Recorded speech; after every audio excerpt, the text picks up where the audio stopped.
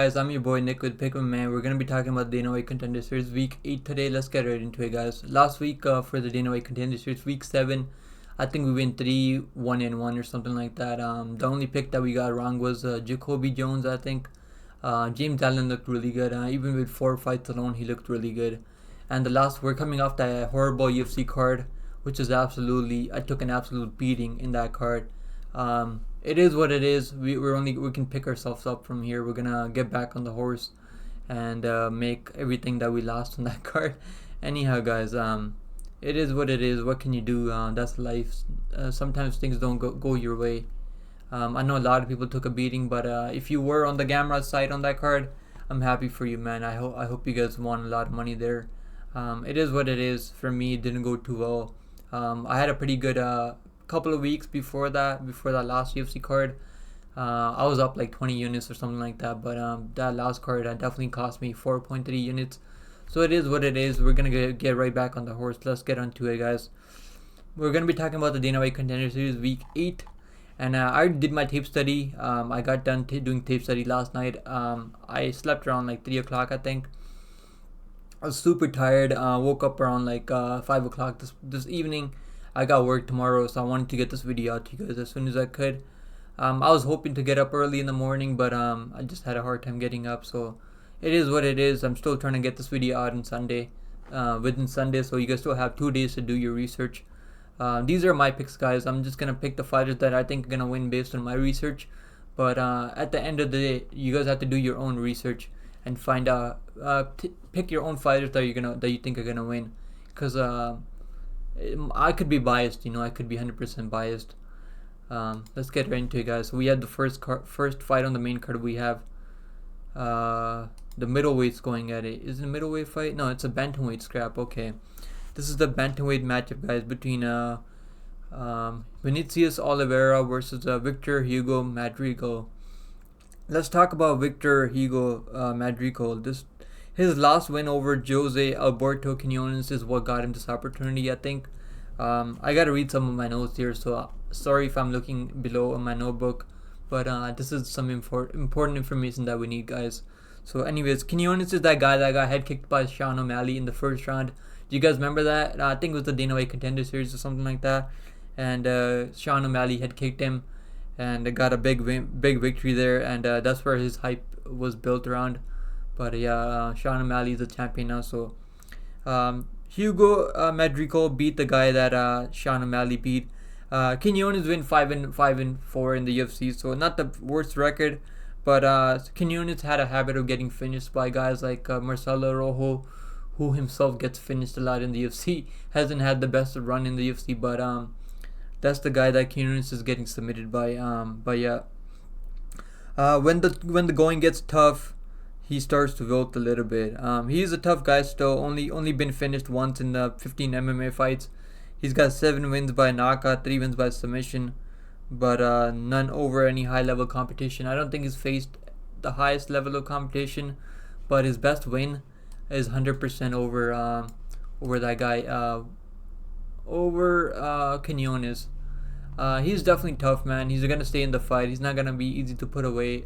He's not an easy guy to finish out of there. You really have to choke the life out of him to finish him. Let's talk about Vinicius Oliveira. Vinicius Oliveira, he's a 27-year-old prospect. He's been competing on the UAE Warrior regional promotion. It's a regional promotion. We have been seeing a lot of talented guys come out of there right now lately. He's a technical striker. He's got heavy hands. He doesn't mind trading in the pocket, trading left hooks in the pocket. He's got very good footwork also. He's got good movement. He knows how to stay safe. He has been knocked out 3 times, guys, so don't forget that. But that's only because he's always looking for his own knockout. I think he's willing to trade hooks in the pocket, like I said earlier. It could be a problem because he can be clipped himself. Doesn't have the best of chins. But he's a very exciting fighter, man. He's willing to bang, stay in the pocket and bang, throw hands. Even his losses are to good guys, man. His losses are to good fighters. One of his losses are to Christian Quinones, who's in the UFC right now. His other losses is to Talib, who's 9-0 undefeated prospect. So he's not losing to bums or anything like that. He's 5-1 in the UAE Warrior scene, so really good record. He has some serious power in his hands. He will start showing off sometimes in between the fights. He loves fighting. You can tell he really enjoys fighting. He will start showing off his game.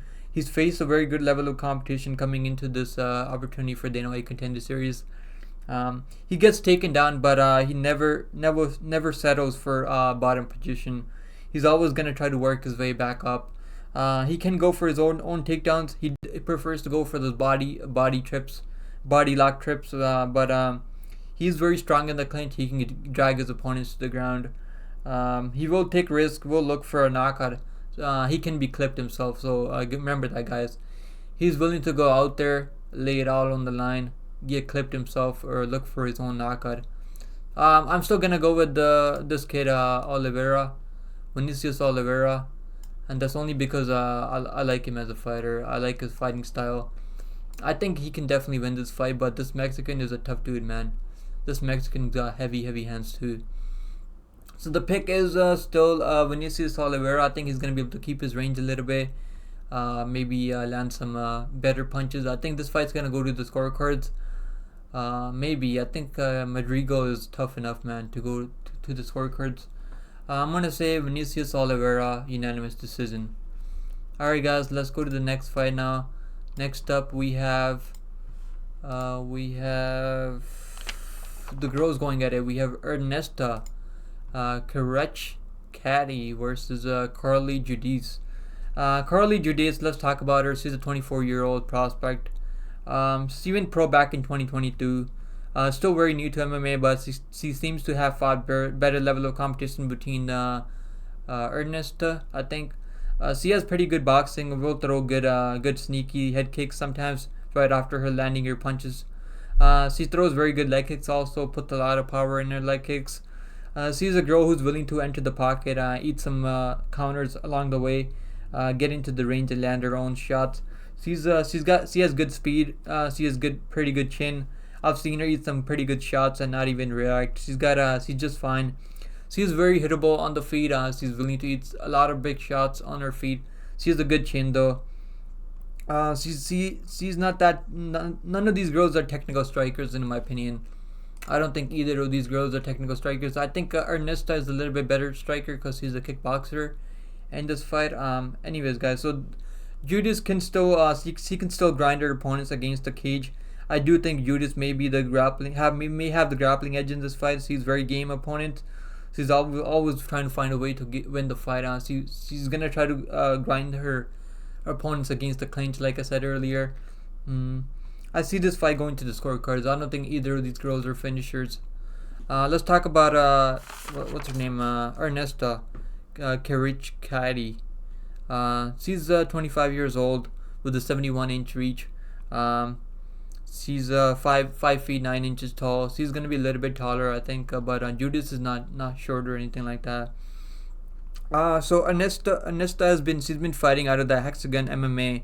She's also got experience competing in the kickboxing. She does have that long range kickboxing stance she fights like. She can get out grappled against the fence.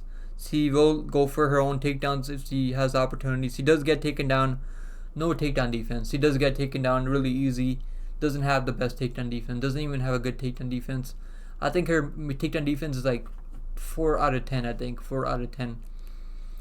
She can get tangled up in submissions. When she is scrambling, she does defend the takedowns sometimes, but no more often than not she does get taken down.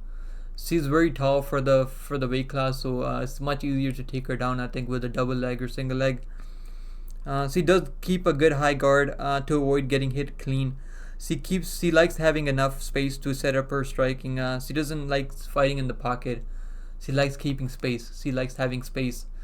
She wants her opponents to give her that space to set up her striking, set up those traps for her opponents. She likes having enough space to set up her striking, like I said. She will stay in your face the whole time. She fights to the level of her opponents. Yeah, she does fight to her level of her opponents. She does not separate herself in the scorecards. She's going to be in very, very close fights. She's had a lot of split decision wins. See, this will be a very low level fight. I think she gets taken down very easy. Like I said earlier, not too strong in the grappling exchanges. She does have a pretty good cardio. She does have a good cardio. I've seen her go along in fights and stay under pressure, stay in her opponent's face, keep up the volume, keep up the boxing, keep up the hands, keep landing those volume. She's a very good volume striker. She's got the experience in kickboxing, so I think she's gonna be a little bit better striker here. But I think Judice can make this fight dirty. She can use her dirty boxing in the clinch, land some leg kicks from range. I think I'm gonna go with the. I don't know who I'm gonna go with yet. I'm gonna pick Judice. I think she's got a little bit more. She's more game. I think she's a little bit more like she's willing to like go through the fire. I think I'm gonna go with Carli Judice, but this is not a fight I'm confident on, guys. Definitely not a fight I'm confident on. Let's go to the next fight, guys. I think this fight's gonna go to the scorecards. Either way, either girl wins. I think it's gonna go to the scorecards. I haven't seen much finishing ability from either of these girls. I think Ernesta has a little bit more finishing ability than Judice maybe, but it's not over anyone. Yeah, she's only finished very low level girls back in 2019. Judice, she's only finished. She's finished her last couple of wins, but it's not anyone good. I don't see her finishing Ernesta, to be honest, even though both of them are very, very hittable. Let's go to the next fight, guys. Next up, we have Dani Silva going up against Angel Pacheco. This is going to be a featherweight scrap, guys. Let's talk about Dani Silva, guys. Dani Silva, he's a young prospect who's fought on LFA. He's 2-1 in LFA. His best guy he's fought has to be Kawhi, who's another young prospect who's 9-2 in his MMA career. It was a majority decision win for Kawhi. I thought this would have given it to Dani Silva. He was doing more damage, but he was getting taken down in that fight. He won with I think Kawhi won with some takedowns and some control time on the ground. But Silva was still getting up from those takedowns and putting the pressure on his opponent, Kawhi. I watched that fight back, but I still thought this should have given it to Silva. But it is what it is. What can you do when it's a close fight? The judges, you never know who they're gonna side with, the grappler or the striker. So he's I thought Silva won that fight. Anyways, his style is to get into his opponent's face and put the pressure on them, back them to the fence, back them against the fence, and let his hands go. He trains with guys like Dan Argueta, who we just saw fight Miles Johnson. Even though Argueta lost the fight, he was still a dog, man. Argueta is an absolute junkyard dog. He did not give up in that fight. He was trying to walk Miles Johnson down the whole time. So Dani Silva training with guys like Argueta and those guys, he's gonna have good cardio. He's gonna have he's gonna be conditioned enough to go long if he needs to. Anyways, guys, so he trains with Dan Argueta and guys like that over there, who have good experience in the UFC level. He's got good striking. He is very hittable on the feet. He will roll with punches pretty well, though. He knows how to stay safe. He will go for the body and then head. He knows how to mix in his striking very well. Very good combination punches. He has good durability. Never been finished. He can get taken down, but won't settle for bottom position. Yeah, that's what I like about him. He's gonna try to work his way back up every time. He's not gonna stay on his back for too long. Anyways, guys, so he gets back up. He will put the pressure when he gets back up on his opponents because he knows his opponent's gonna be a little bit tired, using all the energy for trying to get him down. So he's gonna try to land his punches when he gets back up. He knows if he got taken down in the round, he's probably gonna be down a round. He's gonna try to get that round back. He's gonna try to win minutes or try to get the finish. He's got a lot of power in his hands too. So he has good ground and pound too. If he gets on top of you, he's got good ground and pound. He's got good cardio also. I think I never really seen him tired. Let's talk about his opponent, guys. Let's talk about his opponent, Angel Pacheco. Angel Pacheco is a 31-year-old. Is 5 feet 8 inches tall. His reach is unavailable as of right now. He has been fighting in LFA. He's also been fighting in Cage Fury UFC. He's 7-1 in overall in his pro MMA career. All wins by finish. He's got a power, hits pretty hard. Also has a very good jiu-jitsu. Can finish the fight anywhere. His best win is over Wilson Nadrejuni, I think. I don't know how to say that name. It's a hard ass name. Who's 8-3 and has fought pretty good guys and made it to Dana White Contender Series before. So that's his best win. I think that's the win that's giving him this opportunity in the UFC over this guy Wilson, who's 8-3 and is a former Cage Fury FC champion. Still good prospect. He's only 31 years old. So a really good win over him by rear naked choke. He was getting the absolute piss beat out of him in the first round, but he was able to survive. He got dropped in the first round too. In the first round, pretty bad, but he has good recovery, man. He's got a good chin. Good recovery. I don't think he's got a good chin. Of course, he didn't get slept or anything like that, but then he popped right back up. I think Wilson was trying to lock in a guillotine choke. I think mounted guillotine, but Pacheco stayed safe. He's never been finished, like you can see. And that's only because he knows what he's doing on the ground, I think. He got dropped in his last opponent like I said. He has heavy hands. He's never out of a fight. As long as the fight is on, he's never out of a fight. That win over Wilson is what got him this call to the big show, I think, the Dana White Contender Series. He gets better and the longer the fight goes. He gets better the longer the fight goes. He's never out of a fight, guys. He's always live to get a finish in the fight. Dude has that dog in him, 100%, guys. This dude 100% has that dog in him, man. He's never out of a fight. He can get absolute piss beat out of him in the first round and then come back in the second round and get a finish. I'm still gonna go Danny Silva. I think he's a little bit more technical striker, a little bit more crisper, a little bit better, fought a little bit better competition, I think. But both of these guys are very tough, never been finished. I can see this fight going long for sure. Even though Danny Silva is finishing most of his fights, but I think this fight can go long, man. Cause and Inge Pacheco is definitely live, man. This dude is definitely live, man. He's fought pretty good competition too. His best win is over that Wilson Nadrejoni. Man, everyone's picking Silva, eh? Holy shit.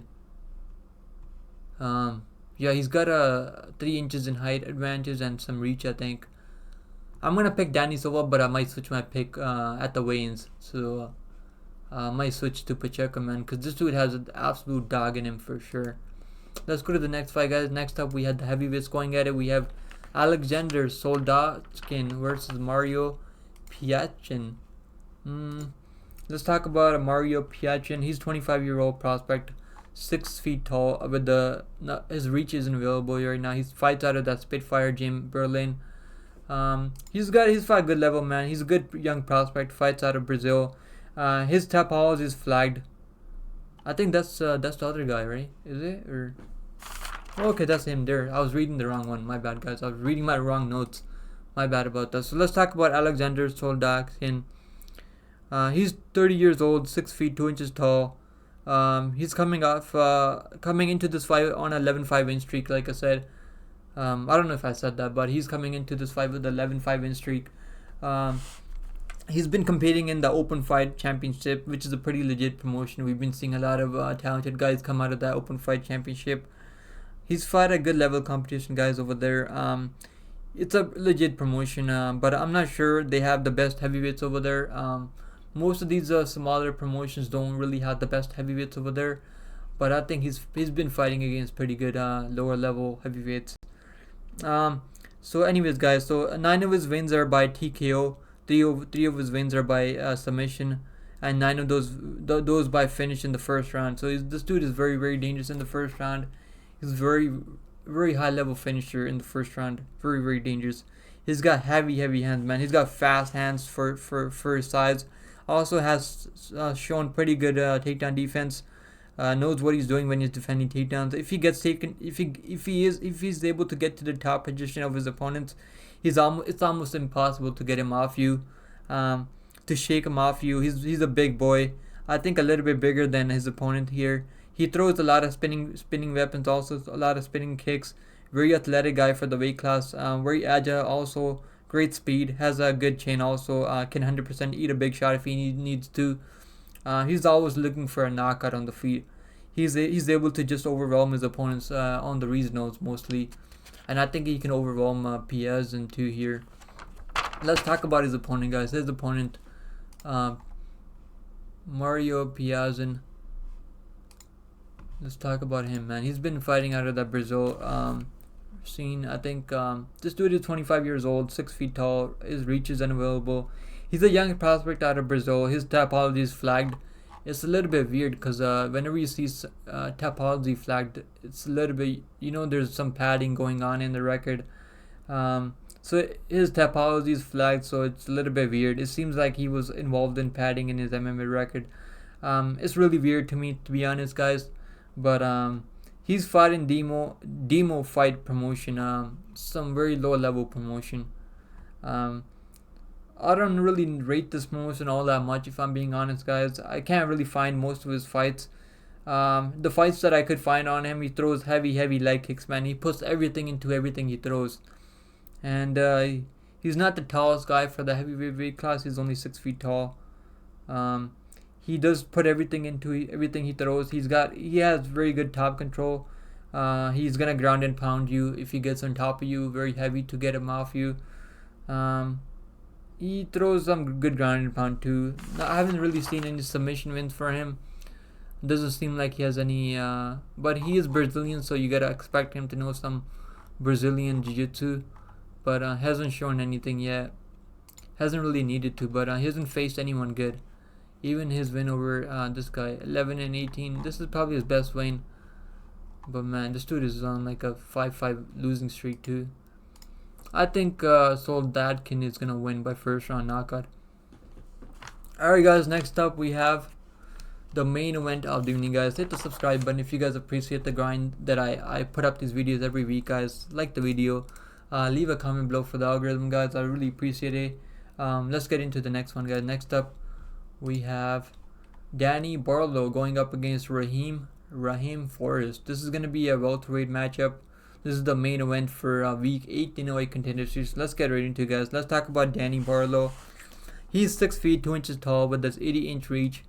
He's got a very long wingspan for the weight class.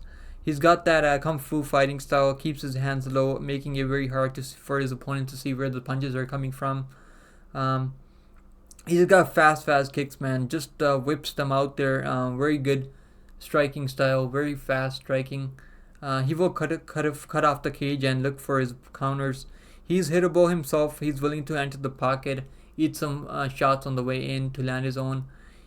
He's very durable though. Never been. I don't think he's ever been finished. Yeah, never. He's undefeated. 6-0. He's a very good prospect, man. He's probably the best fighter on this card, I think, overall. He's hittable, like I said. Is durable. Has a good chin. He has explosive takedowns. Prefers to mostly go for those body lock trips. Good top control. Likes to stay in the side control and land his ground and pound. Will land some ground and pound from there, from the side control. Nasty submissions also. He's always hunting for a submission, guys, when he's on top of you. So very dangerous guy. He's got some legit wins. His win over Jarius Gill hasn't fought the best level of competition, but I think he's really improving, man. I think his opponents probably fought the better level of competition a little bit. Yeah, hasn't fought the best level of competition. His opponent, Raheam Forrest. Let's talk about him, guys. He's a 26-year-old prospect, 5 feet 11 inches tall. With his reach is unavailable as of right now. I couldn't find it anywhere. Anyways, guys. So I did find his height. He's 5 feet 11 inches tall. He's a former Cage Fury FC welterweight champion. He's a legit prospect who's been fighting over at LFA and Cage Fury FC. His record at Cage Fury FC is 4-1, and his LFA record is 1-0. His best win is over Donovan Beard, who's 8-3 in his pro career. Remember Donovan Beard? We saw him on Dana White Contender Series. He fought Bo Nickel, and Bo Nickel absolutely sparked him in the first minute. You guys remember that? Bo Nickel strangled him early. So Raheam fought him too and beat him before Bo Nickel beat him by unanimous decision. So he's fought good guys, man. He's fought much better level of competition guys than his opponent. Danny Barlow has. But it seems like it doesn't matter who these prospects fight when they're on their way on the come up. Because when they make it to the Dana White Contender Series, they really put in that work and make some rapid improvements. So we could see Danny come in here and look much more improved than Raheam first. But let's talk about Forrest more. The only guy to finish, the only loss that Forrest has on his record is to Charles Radke. Charles Radke choked him out. We saw Charles Radke make his UFC debut a couple of weeks ago. I think it was on that Australian card or Sydney card. He beat Blood Diamond by unanimous decision. So that's his only loss his pro MMA career. No shame losing to Charles Radke, who's a UFC fighter now. Anyways, guys, so he's also has experience in the amateurs. He's had 9 amateur fights, fought very good level of competition in the amateurs also. So he has heavy hands, man. When I went back and watched his fights, he's shown very heavy hands. Will back his opponents and let his hands go. He can definitely crack, man. He has knockout power in everything he throws. He can crack. He's strong for the weight class. Good takedown defense. Definitely knows how to defend takedowns and stay safe on the feet. He throws strong. He can carry his power late into fights, but he's mostly very dangerous in the first round. He will mix in knees. He has good chin. Never been knocked out or clipped. He slept his last opponent, Tristan Wines, man. That knockout over Tristan Wines was absolutely brutal, man. He slept him badly because Wines was starting to trade with him in the pocket, and Forrest absolutely sparked him. Very good win for him there. This is going to be a little bit tough, man, because I think Forrest has faced a little bit better level of competition. But Danny Barlow is undefeated, man, and he's coming off a good win and cage for UFC himself. Man, I'm going to go with the Danny Barlow. I like his striking style. I think Raheam Forrest might be the favorite here because he's fought the better level of competition. Wow, 60% people going with Barlow. I was expecting people to go with Forrest. I'm going to go with the Barlow, man. I saw his interview too. He seems to really be invested in the game. I know Forrest is invested too. Anyways, guys, I'm going to end this video here. I'm going to go over all my picks again. In the main event, my pick is Danny Barlow. I'm going to say maybe unanimous decision on the scorecards. And then for the co-main, I'm going to go with the Alexander Soldatkin by first round ground and pound. And then for the next fight, we're going to go with for the featherweight, we're going to go with Danny Silva. I might switch my pick to Angel Pacheco after the weigh-ins. I want to see the weigh-ins first. And then for the girls fight, I'm going to go with the Carli Judice. And then for the bantamweight fight, I'm going to go with the Vinicius Oliveira. Okay, guys, those are the picks. Let me know who you're going to be going with. If you guys have any questions, join the Discord, guys. We have over 20 people in the Discord. The link is in the bio. I would love to talk to you guys about fights over there. Anyways, guys, I'm going to end this video here. This video is already too long. Take care of yourself. I'll see you guys in the next one. And like and subscribe, guys. Come on. We're so close to 250 subscribers. I really appreciate each one of you guys that hit the subscribe button, like the video, leave a comment below for the algorithm. It really means a lot, guys. I'm gonna go get some food. I'm really hungry now. I woke up. I wanted to get this video out to you guys as soon as I could. Anyhow, guys, so that's it for me. Take care of yourself. Stay safe out there, guys, and enjoy the fights this Tuesday. I might go live for the next UFC card. I might go live for this Dana White Contender Series card. So let me know if you guys would like me to go live for the cards, do a fight card companion, or what you guys think. Anyway, guys, I'm gonna end this here. Take care of yourself. I'll see you guys in the next one.